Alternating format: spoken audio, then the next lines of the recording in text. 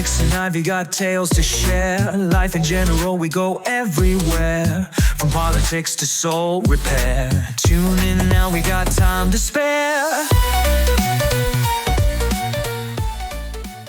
Ever feel like music just transports you? Like it's tapping into some whole other dimension? Yeah. Well, get this. The stuff you sent in suggests that might be more literal than you think. Really? We're going deep on this one, folks.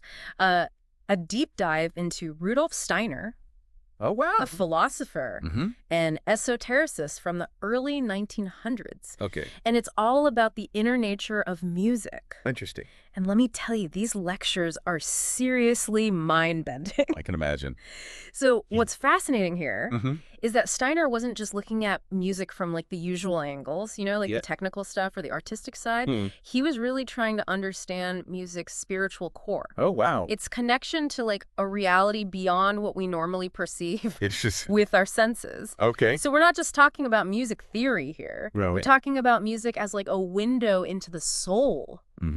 Maybe even the cosmos. Exactly. Wow. Steiner was heavily influenced by Schopenhauer, who believed that music was unique among the arts. You know, think about it. Painting, sculpture, poetry, they all try to represent the world around us. But music, Schopenhauer argued, goes beyond that. Okay. It's not a copy of reality. Right. It's a direct expression of something deeper. Deeper. Like... The will. Okay. The fundamental force that drives everything. I'm intrigued. Yeah. So how does Steiner build on that idea? Well, he takes it a step further. Okay. He suggests that the music we hear in the physical world is actually a shadow of a higher, more perfect music that exists in the spiritual realm. Whoa. He calls this realm Devakan. Okay. Think of it as like a sort of celestial concert hall. Okay. Where the ultimate music is always playing. So you're saying there's like a cosmic symphony going on? Yeah. And what we hear down here is just a faint echo. That's a great way to put it. I like that. Imagine a person illuminated by a light. Okay. Casting a shadow on the wall. The shadow is not the person. Right. Just a reflection. Okay. Steiner says music in our world is like that shadow. A reflection of the true, perfect music of Devakan. Okay. And he thinks that's why music moves us so deeply. Yeah. Even if we're not musicians ourselves. Right. It resonates with our soul's true home. Wow. With a dimension of reality we might not even be consciously aware of.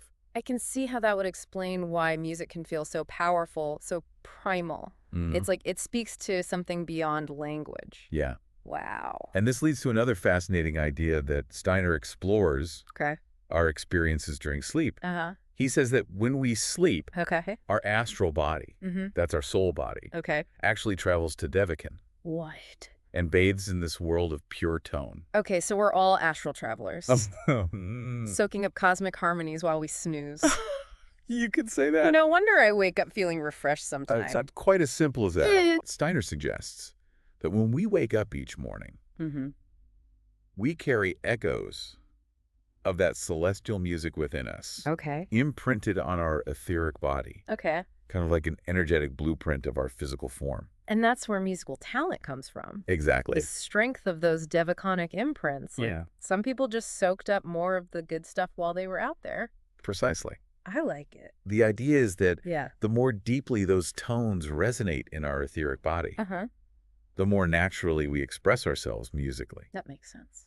Steiner even said that someone with clairvoyant abilities could actually see these vibrations in the etheric body as someone experiences music. Wow. Like imagine watching someone's aura light up as they listen to their favorite song. That's amazing.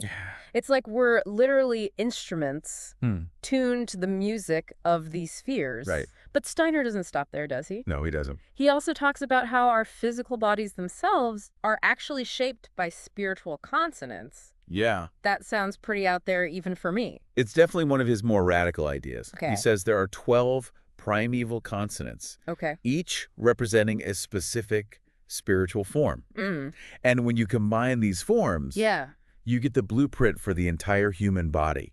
Hold on. Yeah. You're telling me our bodies are literally built out of sound. That's the idea. That's like saying the human form is a walking, talking symphony. It is a pretty wild concept. It is. And Steiner takes it even further, Okay. suggesting that our souls, expressing themselves through vowels, Right. play upon this instrument of the body, Okay. especially through the breath. You know, that makes me think about how singing can feel so vulnerable, Yeah. so revealing. It's like we're putting our soul on display, Yeah, allowing it to resonate through our physical form. exactly. Wow. And Steiner points out that singing, Mm-hmm. more so than speaking, Okay. taps into this deeper, more rhythmic way of breathing, Right. connecting us back to that pre-earthly experience in Devakin.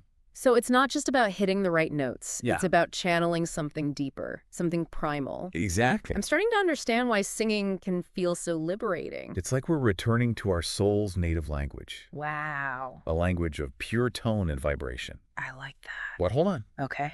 Because Steiner doesn't stop there. Oh, no. He connects these ideas about sound and the body Okay. to something even deeper, our states of consciousness. Okay. I'm hooked. Tell me more. Well, Steiner argues that different musical intervals Yeah. actually reflect different states of consciousness. For example, Okay. he says that fifths represent an expansion into the universe, Okay. a feeling of unity with the divine. You know, I've definitely felt that with certain music. Yeah. Like when a song just lifts you out of yourself, connects you to something bigger, Yeah. maybe that's the power of the fifth at work. Exactly. Well- And then there's the fourth, Okay. which Steiner says gives us a glimpse of ourselves from the outside, standing at the threshold of the spiritual world. It's like stepping outside of our normal perception Right. and seeing ourselves from a higher perspective. That's a pretty powerful image. It is. And then there are thirds, Uh-huh. which he connects to introspection, to Yeah. a heightened awareness of ourselves within our physical bodies. It's like the music is drawing our attention inwards, Yeah, making us more aware of our own thoughts and feelings. you're getting it. Okay. And then there's the most mysterious interval of all, What's that? the octave. Right. He says we haven't even truly grasped the power of the octave yet, right? Okay. It's like a musical mystery waiting to be unlocked. Steiner believes the octave is a future experience for humanity, Okay. one that will bring a whole new level of spiritual awareness. He even suggests it will offer proof of God's existence. Wow, that's a bold statement. It is. I thought I knew a thing or two about music, Yeah. but this is making me rethink everything. It's pretty mind-blowing, isn't it? Yeah, it is. Don't worry. We're just getting started. Oh, good. There's so much more to unpack in these lectures. Well, I'm definitely ready to hear more. Great. Steiner is painting a picture of music that's far richer and more profound than I ever imagined. Yeah. And I'm excited to see where this deep dive takes us next. Me too. Welcome back. Yeah. I'm excited to share more of Steiner's insights with you. He doesn't just talk about music in the abstract, Yeah. you know. Right. He actually connects these spiritual ideas to the real world, to how music evolves, how we learn it, Yeah. even how our individual talents emerge. You know, one thing I've been wondering about is how our individual talents for music develop. Yeah. Like, if our souls are reborn into different families and bodies, is there a connection between our past lives and whether we're musically gifted in this life? That's a great question. And Steiner actually addresses this directly. He does. He uses the Bach family as an example. Okay. Remember, they produced dozens of talented musicians over several generations. Right. Steiner says the physical predisposition for music, like having a good ear for pitch, is passed down through families, just like physical traits. Right. It's in your genes, so to speak. Okay, that makes sense. But what about the soul's inclination towards music, Yeah. the talent that's been developed over many lifetimes? Right. How does that fit into the picture? That's where it gets really interesting. Okay. Steiner suggests that a soul with a strong musical inclination, developed over many lifetimes, mind you, Right. will be drawn to incarnate into a family where those musical genes are already present. Interesting. It's like the soul is seeking out the perfect instrument to play its music. So it's like cosmic matchmaking for musicians. You could say that, Maybe that's why I ended up in a family that can't carry a tune to save their lives. perhaps. But think about it. The Yeah. soul isn't just randomly assigned a body. Right. There's a kind of spiritual resonance at play. And Steiner even says this attraction can influence the timing of reincarnation. Wait, you're saying a soul might choose to be born earlier than planned? Just to snag a good set of ears? Precisely. That's pretty dedicated. If a soul feels a strong pull towards a particular family with a musical lineage, Right. it might shorten its time in the spiritual world to grab that opportunity. Wow, there's a lot more going on behind the scenes than I ever realized. Yeah. So it's not just angels and harps up there in Devakin. There's some serious soul-searching and career planning happening. You could see that. But let's get back to music itself. Okay. Steiner goes into some pretty fascinating detail about the human body as an instrument, right? He does. Okay. He takes this idea that sound is fundamental to creation and connects it to the physical structure of our bodies. Okay. He says all the consonants in a language are variations of 12 primeval consonants, each representing a specific form. Okay. And when you combine these forms, Yeah. you get the entire structure of the human body. I'm trying to wrap my head around this. Yeah. Our bodies are literally built out of sound.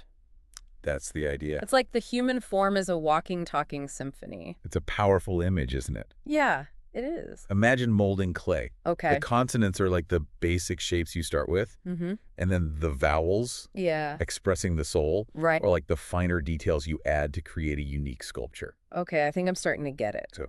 So the consonants create the basic framework of the body, Right. and then the vowels coming from the soul add the individuality, Yeah. the unique expression. That's it. Okay. And Steiner also points out that in modern speech, we tend to overuse our nervous system, Okay. almost squeezing the vowels out through our heads. But in ancient times, speech was more connected to the breath, Interesting. closer to song. You know, that makes me think about how some languages just sound more musical than others. Maybe those languages have retained more of that ancient connection between breath and sound. That's a great observation. Thanks. Steiner believed that singing is a way to reclaim that connection, Okay. to consciously engage the breath and tap into a more primal, soulful language. So it's not just about hitting the right notes. Yeah, right. It's about reawakening a lost capacity, Yeah. a deeper way of being in the world. Exactly. This is really making me rethink what it means to sing.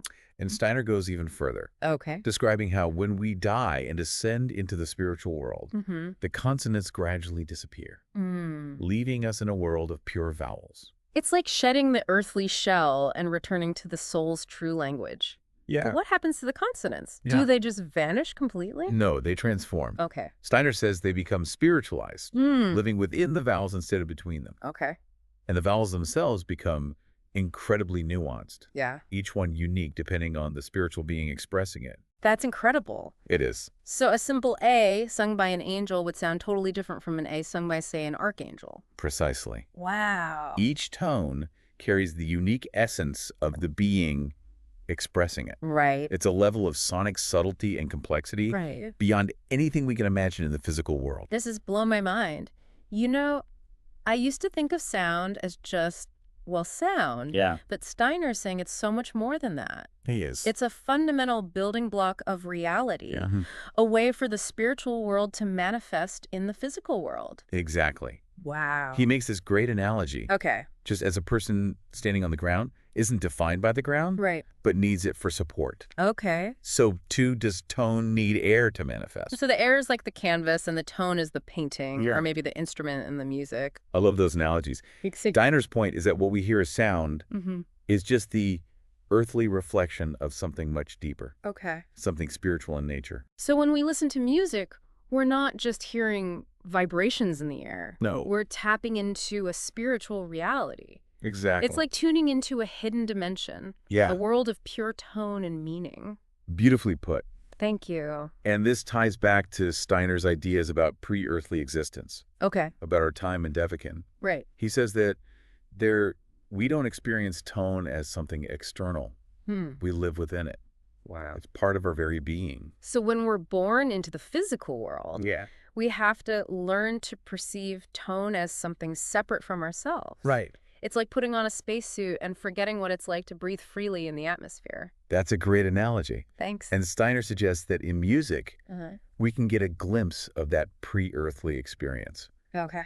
a taste of that cosmic immersion in pure tone. This is giving me a whole new perspective on music. It's not just a hobby or a form of entertainment. No. It's a pathway back to our spiritual origin. Exactly. And Steiner goes on to say that in ancient times, Humans experienced the spiritual dimension of music directly. Okay. They didn't need physical instruments. Yeah. The music was woven into the fabric of reality itself. So what changed? Why did we lose that direct connection to the music of the spheres, so to speak? Steiner believed that as humanity evolved, we became more deeply embedded in the physical world, more focused on our individual selves, and less aware of our connection to the cosmos. And this shift is reflected in the evolution of music itself. How so? Well, he says music has gone through different stages, mirroring humanity's spiritual journey. It started with the dominance of sevenths, and shifted to fifths, and eventually to the thirds we're most familiar with today. So we've gone from a more cosmic, unified experience of sound to a more individualized, fragmented experience. It's like we've gained detail and complexity, but lost that sense of the whole. That's a very insightful way to put it. Thanks. Steiner saw this as a necessary stage in human development. A kind of cosmic adolescence, where we have to explore our individuality before we can fully reintegrate with the spiritual world. That makes a lot of sense.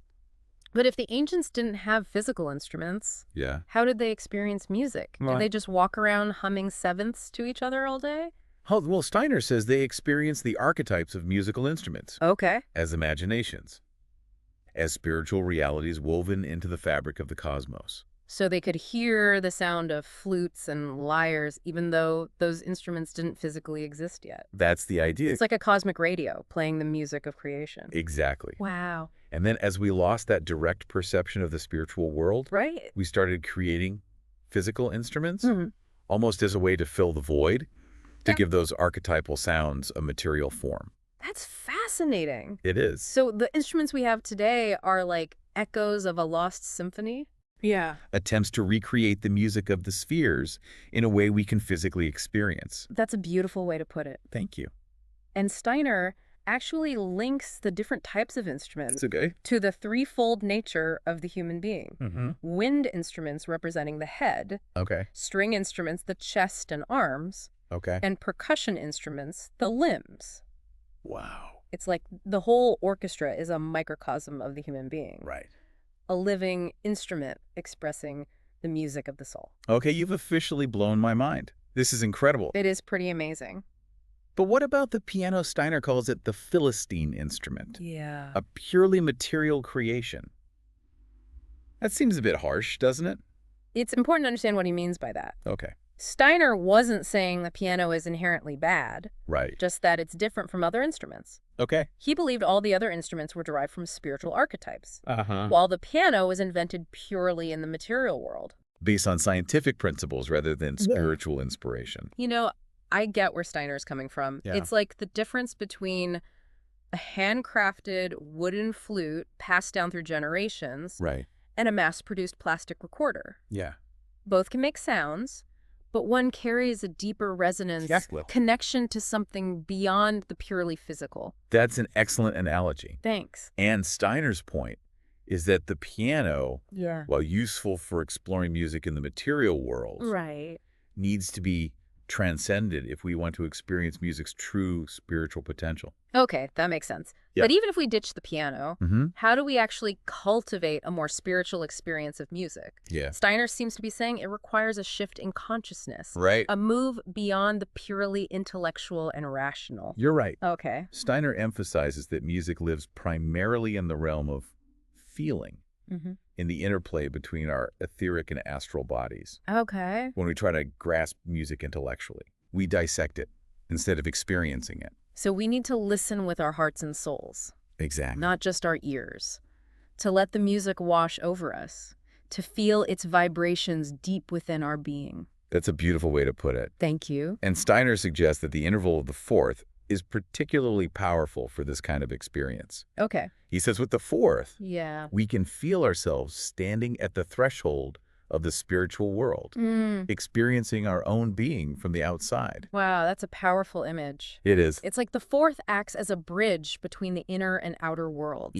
Between our individual selves and the cosmic whole. Exactly. Wow. And remember, this kind of experience wasn't unusual for the ancients. They didn't separate music from religion or everyday life. It was all woven together. This is making me realize how fragmented our modern experience has become. Yeah. We compartmentalize everything. Right. Music, spirituality, science, art, Hmm. instead of seeing them as interconnected expressions of a single reality.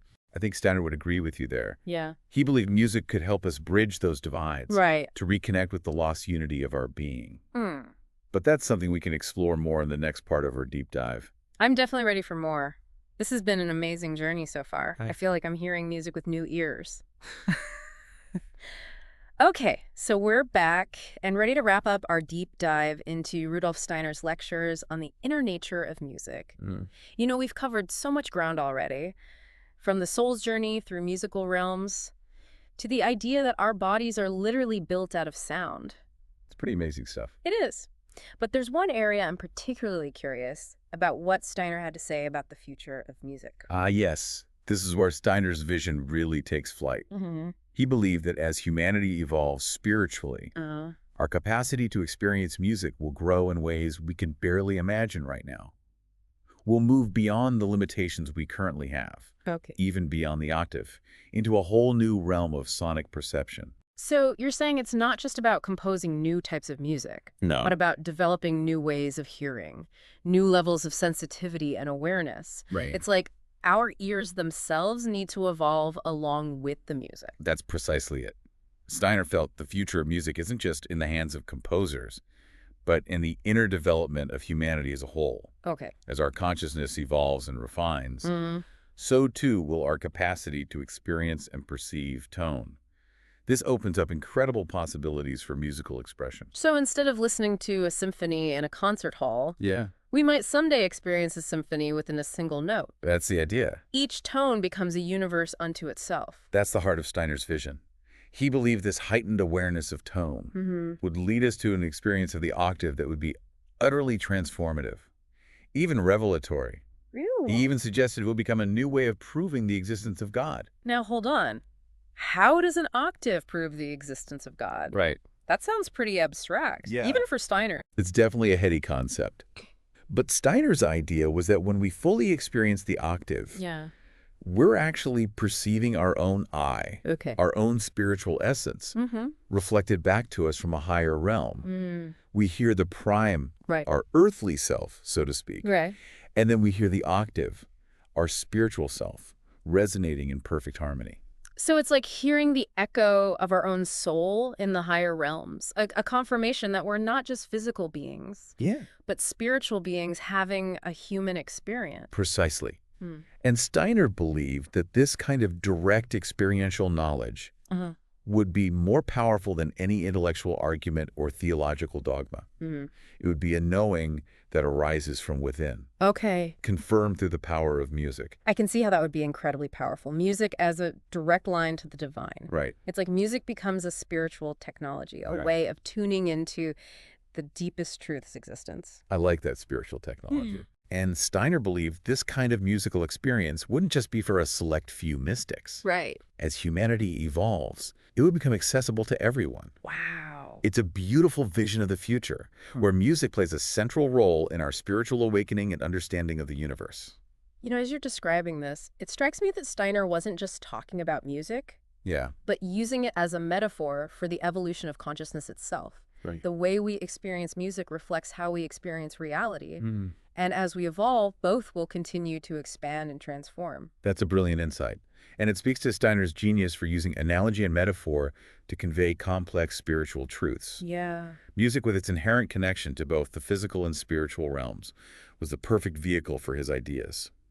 This deep dive has been absolutely mind-blowing. I feel like I've been given a whole new set of ears, Yeah. a new way of listening, not just to music, but to the world itself. What Yeah. about you? What stands out to you from all this? For me, it's this idea of music as a pathway back to wholeness, to that lost connection with the cosmos. Right. Steiner challenges us to listen not just with our ears, but with our hearts and souls, to allow music to awaken us to the deeper dimensions of reality. It's a powerful invitation, and one I think is worth exploring. Absolutely. Steiner's work is a treasure trove of insights, and we've only scratched the surface today. But I think it's time to let our listener process everything we've covered and perhaps listen to their favorite music with a fresh perspective. Yes, let these ideas resonate.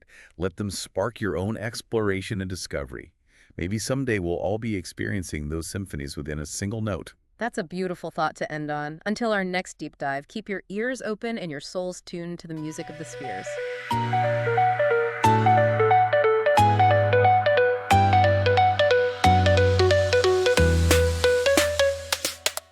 Alex and Ivy got tales to share. Life in general, we go everywhere. From politics to soul repair. Tune in now, we got time to spare.